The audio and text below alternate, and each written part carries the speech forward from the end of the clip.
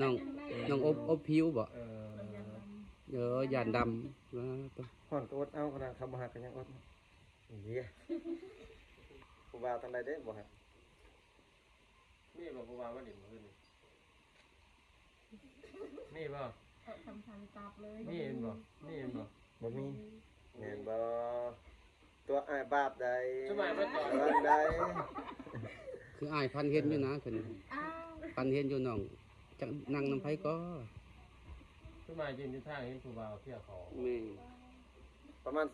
รถประมาณ 2-3 คันแม่นบ่ฮะ ขั้น คันเดียว ขั้นเดียว ผู้ว่าชุดน้องบ่หรือว่าเขามาดินทั่วไป เขาไปยิงตัวไป คำว่าลิ้นเนาะ เข้ามาแวะนั่นนึงกับเมื่อบ่รู้ว่าแจก เดินนิดนึงกับมือ ขนาดอ้ายเดาไปยังถึกเนาะจักซำได้แต่อ้ายมาจอบเห็นกระเต็กเฮงแม่นความจริงบ่ได้พี่น้องเอ้ย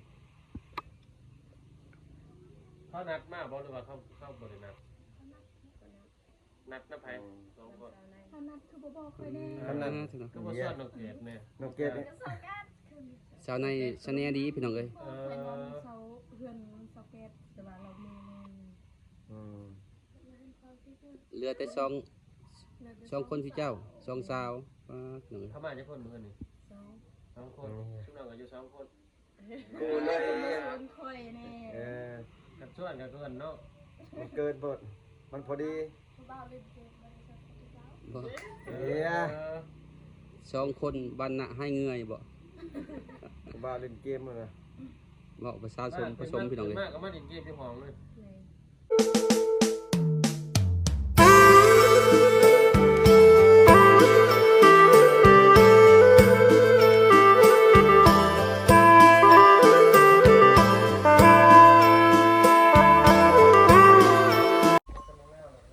เจ้าทายสบายดีพี่น้องเอ้ยวันนี้ทีมงานกำลังสิเตรียมมากินตับส้มมังคุดเนาะแล้วมามากแล้วก็นำน้องสาวในแล้วก็น้องสาวเกดเนาะพี่น้องเอ้ยทีมงานก็กำลังคิดหาวิธีตำส้มเนาะหรือว่ามากคุณน้องสาวกำลังนั่งท่าพี่น้องเอ้ยของทีมงานผมบ่าวผู้ไทยแล้วก็บ่าวบ่าวไก่คนทำมาหากินผมมาครบทีมงานพี่น้องเอ้ยหลังสบายดีพี่น้องหลังจากนั้นกันน้องสาวทั้งสามพี่น้องเอ้ยกำลังสินั่งร่มกับทีมงานเนาะมื้อนี้ก็มากินซีมือน้องสาวตำส้มมังคุดหรือว่าส้มมักแล้วก็ ตำเป็น สบายดีน้อง สบายดี คุณ ขอได้ขอได้เบาเลยเบาเลยลาย คือว่ายิ้มแต่เช้าเลยมีความสุข ยิ้มหวานแต่เช้าแต่พี่น้องเอ้ย ผู้ใดนอนกับใครอยู่นี่นะน้องนายครับน้องกี้นอนกัน อันนี้เช้ากีกบ่เจ้าเช้าในคุณนี่เช้าหนูบ่แม่นบ่เช้ายังล่ะเช้าเกตหยอกน้องซื่อๆพี่น้องเอ้ยปกติฮู้จักฮู้ชื่อแล้วแต่ว่าหยอกน้องซื่อ ชุดน้องเป็นโมกันเด่นน้ำกันเนาะเพราะว่าเมื่อนั้นอายเห็นที่บอลอาบน้ำพี่น้องเลยแต่ว่าไพ่บุกเป็นคือจิจือไปย่างไพ่อีกคนหนึ่งคือโบเห็นคนหนึ่ง สาวบง บง ๆสาวบง เราไปได้ไปสวนบ่ ดูเลยค่ะ เอาบริติดต่อกันบ่ หมอ ไอ้ดิ หมู่กันบ่เนาะ แม่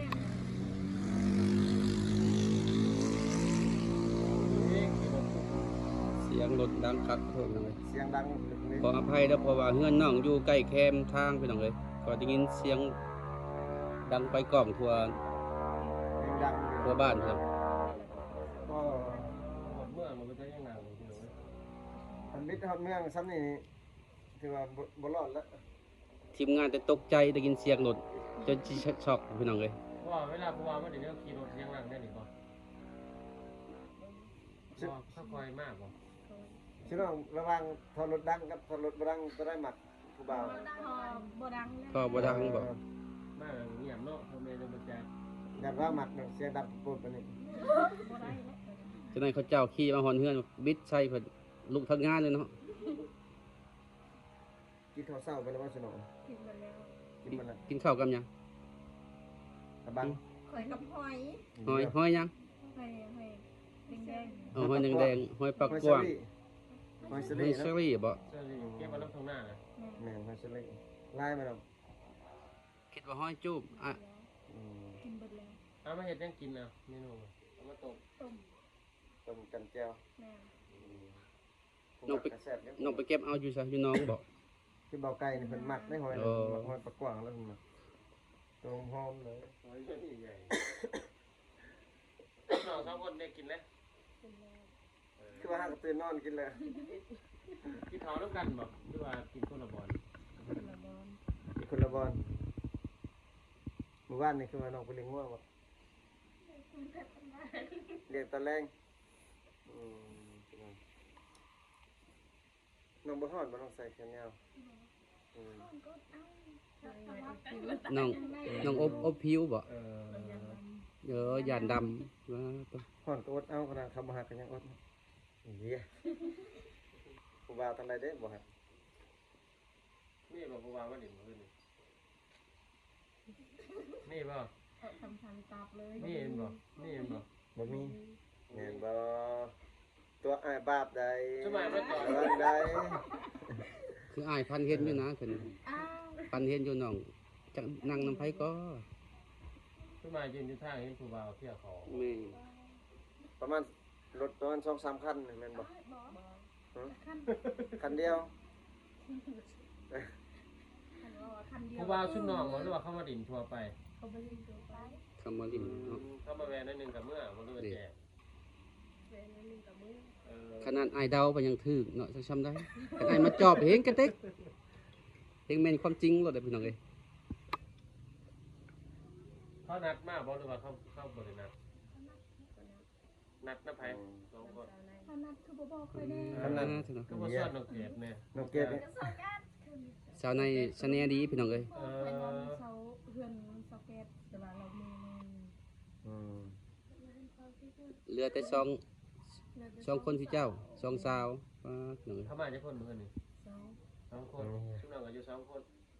กูเลย คนค่อยแน่ เออ กับชวนกับเพิ่นเนาะ มันเกินบทมันพอดี บ้าเล่นเกมมันจะ บ่ เฮีย สองคนบันน่ะให้เงยบ่ กูบ้าเล่นเกมมันนะ บอกภาษาผสมพี่น้องเอ้ย มากก็มาดินเกมที่ห้องเลย เลย บ่ได้ลบเดี๋ยวออกกันบ่ บอก เข้ามาอย่างนี้ ก็บ้าเล่นเกม เหี้ย เปลี่ยนบ่ดินเกมที่ซื่อ กูบ้าทางใด แล้ว บ่าวบ้านอาลอง เออ มีบ่ทางตะโอยเข้ามาพี่บ่ค่อยเห็นบ่ ตั้งอะไร ต่างอะไรแบบตะโอยอันนั้นพุ่นน่ะตะโอยเมืองตะโอยมี นั่นตัว แข่งสารวัน แค่ตุ่มนี่ตุ่มยังนี่นะบ่มีเนาะ บ่มี โอ้แสดงว่าเขามาดินคาคือซุ้มนี่แสดงว่าสบาย บ่มีแต่เฮ็ดอันนี้ซะบ่มีก็เท่าหน้าผู้น้องเองบ่ลิงเขาเจ้า เดี๋ยวรถบ่มี บ่มี แต่ว่ามีรถไปได้ อยู่เมืองนี่บ่มีบ่กูบ้าอยู่เมืองมาเลย อาศัยหยอกน้องไปนำพี่น้องเอ้ย เฮีย นะจ๊ะ แม่นดีบ่ว่าบ่มัก สิบ่มักผู้ช่างเขาเจ้าจนมันดิ้นเกมอยู่เฮือนน้องจักซ้ำใดผมก็เจ้ามักฮะเจ้าก็เขามักเขาเจ้ามักคือกัน บ่มัน บ่ จะต้องบ่ได้ไปไสติมื้อนี่เออ มันกิน สิบ่ได้พาสุอาไปหาปูหาปลาบ่ทำน้ำทำไรบ่ น้ำมันเลิก น้ำยังเลิกบ่ มันสิยังหลาย อ้ายสิมาเก็บหอยได้อ้ายจะกินหอย ให้น้องพาไปเก็บหอย น้อยไม่มีน้ำ ลายบ่ ไปเนาะไปอยู่หน้าน้องเนาะ กะเว้นบ่มีติ กลางคืนหอยออกซะบ่หรือว่ากลางเว้นมันบ่ออกเอ้าแนวน้องเว้ากลางเว้นบ่มีเนาะโอ้คิดว่าหอยออกแต่กลางคืน กลางคืนเนี่ยไปไต่น้ำแถวข้างหน้าแถวให้หน้าให้นอก เคยบ่ฉลองไปไต่กลางคืนน้องไม่บ่เคย คือไอเห็นอยู่มื้อนั้นคือน้องไปสองคนคือว่า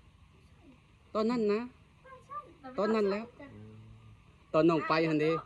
ไอ้กับนายไปจบ บ่แม่นบ่นายเนาะเอาเป็นจัง จัก ได๋ โตงัวน้องน้องว่าเลี้ยงว่าน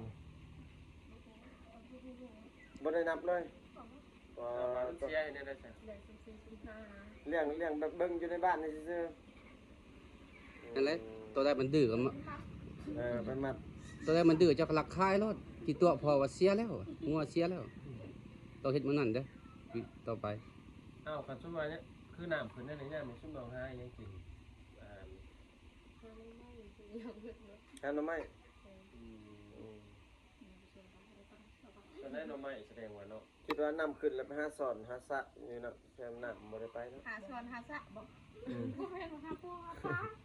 หาสอนหาสระบ่ได้ไปหรอก แล้วไป เออ น้ำมันลึก หน้ามันบ่คือหวยตะกี้มันหวยแหงอยู่เนาะ หอยน้อยเนาะมันเป็น เลิก น้ำใหญ่ ร้อยเอาบ่ได้บ่น้องเป็นบ่เป็นร้อยน้ำบ่ เป็นอยู่ บ่ เป็นแต่กระโต เออ เอามุงไปนำร้อยบ่ได้ นักเนาะมันพืชพี่น้อง สอนเท่าไหร่เป็นมุ่งเนาะคือว่าสลิงแต่บ่ได้ใส่บ่ จะได้ประชาที่เจ้าเอิ้นสวิงบ่ สวิงก็ได้ ประชาที่เจ้าเอิ้นยังได้สวิงฮานัว อันนู้น ฮานัวตัวฮานัว เป็นซัมมี่หาโลก ตัวบนแก๊สว่ะพืช สวนตามทุ่งนาอ่ะมัน เขาซ้อนเห็นตัวได้ปลาแล้ว ๆสอนอยู่น้ำใหญ่บ่ได้เนาะ บ่ได้ได้ อืม คือซัมมี่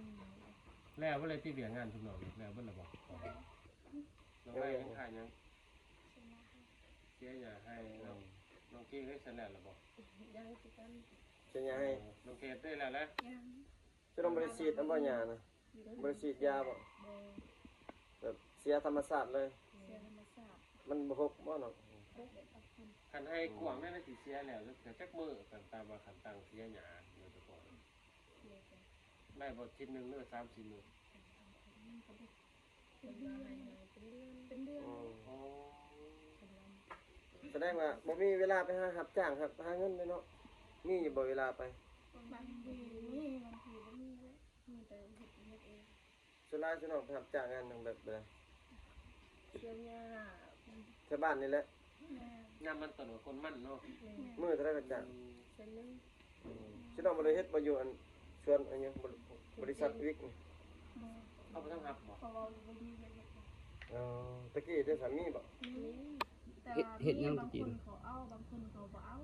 แต่ว่าตอนนี้ เจ้า รับ คนที่เขาอยากเอา เออ โอ้รับแบบจำกัดเนาะ แม่น เสียหญ้าบ่เฮ็ดจังได๋ปลูกไม้วิกบ่ วิก ปลูกไม้วิกเนาะ บาดอยู่ชุดกอกสมกล้วยชุมน้องเลยไปบ่ บ่ คือว่าเขาไปทางเขียนอันนั้นแสดงว่าไปประเทศไปซ้อนหลาย บัดเวลาเขาเจ้าจังได๋เข้ามาห้ามเอาบ่ตัวอย่างเขาจะได้คนงานไปเฮ็ดเวียกนํอยู่สวนไม้วิก บ่ ที่เจ้าไปเอง ไปถาม ไปถาม บางคนเขาเอาบางคนเขาบ่เอา ผู้ใดคิดดื้อๆเขาบ่เอาเนาะ เอาเบิ่งหั่น เจ้าเขาดื้ออยู่บ่ชาวไหน ครับ เจ้าดื้ออยู่ติดื้อเนาะเฉพาะดอกเขาเจ้าเมา power bank นะครับจากมือแสนพี่น้องเลยถัดไปหลายคนก็หลายแสนในเฮือนหนึงแหละเอามาซื้อเขาวบ่แน่ได้ใส่น้ำสิได้เครื่องเข้ามาเอาเครื่องใส่ ใช่ บ่มีแล้วแหละมีผู้บ่าวนะบ่ไปเอาแล้วแหละ ไปเอา คันนี้ผู้บ่าวอะไรผู้บ่าวซื้อให้เนาะ แม่นแต่ว่าบางทีก็บ่ได้ยก ตอนนี้ยังบ่มีก็เลยว่าบ่ได้ใส่อิหยัง ส่วนเขาบ่ไปหาโซด เออ โสดสิ่งๆบ่ ที่รอบแม่เขาก็สู้คือกันนะ โสด แสดง สดจักเปอร์เซ็นต์ แสดงว่าโสดเบิดเนาะ สบายเลยค่ะ 100%โสดนะ อ้ายก็โสดกันนะอันนี้ก็โสดแล้ว สุดเม็ด โสดมาหลายปีบ่ บ่ได้มีอะไรโสดเลย บอกคือผู้บ่าวมาหลินน้ำซุปหนองมีบอกผู้บ่าวที่ว่าเขามีลูกมีเมียหรือว่าของหางของหมายเขามาหลินนะนี่เออ จะต้องก็ล้มเขาเจ้าอีกกันบอกพอหาพอใหม่ก็ล้มกันบ่ ลม หรือ เบิ ว่า ด ผู้บ่าวอายุหลายผู้บ่าวแก่ เขา นะ บ่ลมเฮา เอ อ๋อแสดงว่าล่มเบิดเนาะ ลมเบิด ถ้าชื่อว่า FC เขาเจะอยากล่มแบบพอห่างพอหมายหรือว่าผู้บ่าวแบบอายุอันนี้เนี่ยที่ล่มเพื่อกันบอก ลมเบิด ล่มเบิดเนาะ ล้มได้ บ่เกี่ยวกับอายุ อายุบ่สำคัญเนาะ แม่น สำ แส คัญ ดงว่าตอนรับล่ม อา เบิด ยุมัน เนาะ เป็น มา แค่ ได้ ตัว เนาะ เลข อ๋อพี่น้อง อายุเป็น น้องว่าอายุเป็นแค่ตัวเลขสำคัญที่สุดมันจิตใจเพิ่นว่า แม่น อยากมีได้ภาษาบันนี้ คือว่าใจกว้างใจควางอยู่เล็กน้อยเลยเพราะว่า เดี๋ยวล่มเบิด น้องว่าล่มแบบเบิดขอแต่มาแบบจริงใจต่อกันผมว่าเพราะว่าส่วนร้ายเข้ามากอะขันมาหลายๆคนน่ะนั่งอยู่นอกบอก กันตรงใหญ่ๆมาก คันผู้ใหญ่แต่ว่าเอาเนี่ยแบบมันนั่งอยู่นอก หาอยู่ซ้ำๆกันนึกเดือนกันนึกเดือนนั่งอยู่ไหน เป็น เป็นได้ผู้ใหญ่ย่านบ่ บริยานย่านเนี่ย แต่ว่าให้เกียรติเขาบ่ แม่ แบบเขามาแบบแขกผู้ใหญ่เนาะ คิดว่าผู้ใหญ่ๆเพิ่น แต่เฮาเฮ็ดคือผู้ใหญ่แบบว่าเขาจะเป็นผู้ใหญ่แล้วเด็กเฮายังน้อยเฮาเคารพเขา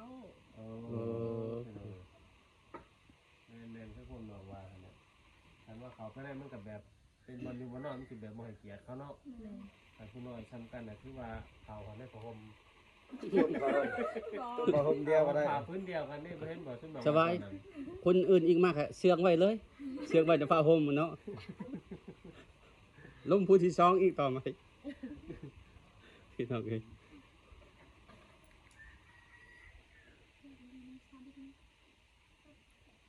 เสร็จจะหมดแล้วนะบ่เนาะถามตรงกันพี่น้อง จะทำก่อน ให้เจ้าถามก่อน คือน้องมาแบบผู้ว่าเข้ามาเล่นเขาแบบมาเล่นเกมแบบมาบ่ได้ล่มนะคันพวกที่ว่าเขาอยากมาล่มนะเขาเห็นแนวใดเขาบ่ได้เห็นหยังบอกบ่ได้จับโทรศัพท์บอกตั้งใจได้ถามนั่นถามนี่เนาะ แสดงว่าเขาตั้งลิ้นแต่เกมนะครับแบบว่าผู้สาวนี่เบิ่งว่าเขาบ่สนใจเนาะเออ ชวนได้อย่าเด้อ แม่นบ่น้องแบบว่าอันแบบคืออาได้ยินว่าแบบว่าเวลาผู้บ่าวขึ้นมานี่ชุดมาล้มนี่คันผู้บ่าวบ่จับบ่บายบ่ยอกนี่คือว่าแบบเขาบ่ฮักบ่มักแม่นบ่แม่นบ่ว่านั่นบ่แม่นบ่ถ้าว่าเขาจับเขาบาย แล้ นี่ ว แบบ เขาหยอกมายังน่ะนะ เขาจับเขาบายนี่ว่าเขาฮักเขามักแม่นบ่เออเป็นแบบนั้นนี่นะพี่น้อง บ่แม่น อันมานั่งไผนั่งมันนี่คือแบบบ่ให้เกียรติบ่คือบ่ฮักบ่แพงเฮาบ่ หักแพงกันคันบ่หักบ่แพงก็บ่ลุกแล้วบ่ลุกแล้ว เฮ็ดมิดๆเนาะเขาเอิ้นก็เฮ็ดเซยอยู่เนาะ คันหยอกง่ายเท่าได้แฮงแม่นฮักแพงหลายเนาะ บ่ได้ เอายันว่าเนาะ บ่ได้ เอาตัวอย่างคือขึ้นมาเขาเจ้าบ่ปากบ่ติง ใช่ว่าเขาบ่ฮักบ่มักนั่น แสดงว่าเขาบ่ฮักบ่นี่ได้ เพิ่นลิ้นม่วนซื่อ เออครับมันก็เป็นบางคนเนาะ ครับเป็นผู้บ่าวผู้สาวนี่แบบ กับ นั่งไก่คือว่าจับบ่ายยังกันได้เนาะ บ่ได้เด้อเฮา จับเสือเนาะ มีก่อน เกิดไฟช็อตเนาะ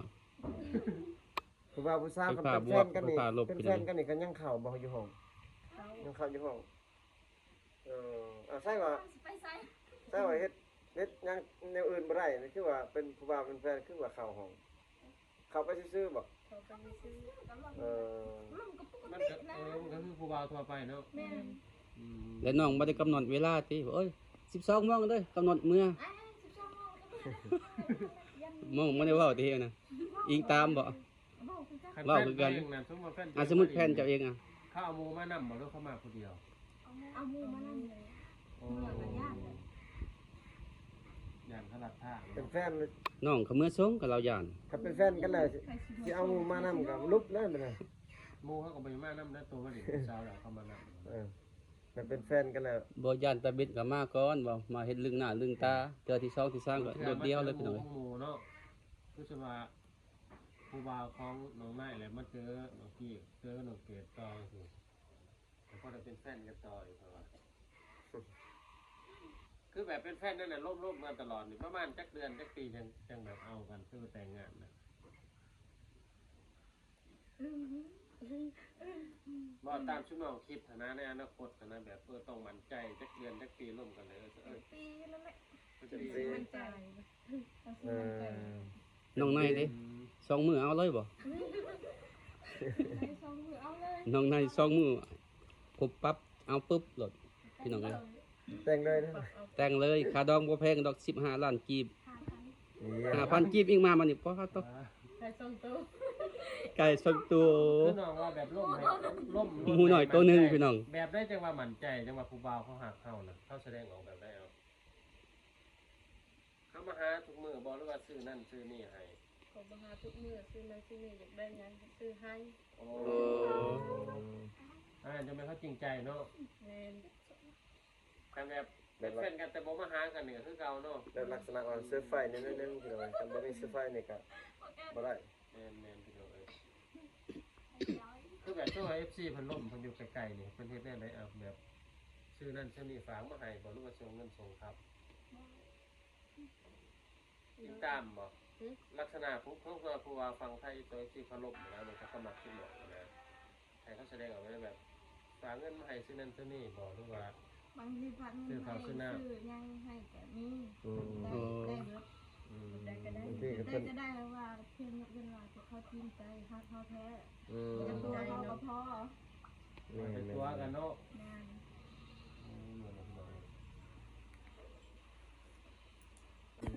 เอาพี่น้องเอ้ยหลังจากได้ลมกับน้องสาวแล้วพี่น้องเอ้ยว่าต่อไปสิเฮ็ดหยังกินเพิ่นเนาะเพราะว่าตอนเที่ยงนี่ทีมงานยากเข้าพี่น้องเอ้ย11 12 โมงแล้วก็เลยให้น้องสาวเกียมตำส้มบางฮุงหรือว่ามักละกอพี่น้องเอ้ยเนาะแต่ว่าตอนนี้น้องสาวยังคิดหาว่ามากฮุงอยู่ไสมักละกออยู่ไสยังบ่รู้จักเนาะคลิปนี้ครับบ่าวเพิ่นมาขอ ปิดคลิปก่อนพี่น้องเอ้ย น้องบ๊ายบายบ๊ายบายไอ้นี่หน้าพอกันไหมพี่น้องเอ้ยบ๊ายบาย งามอะไร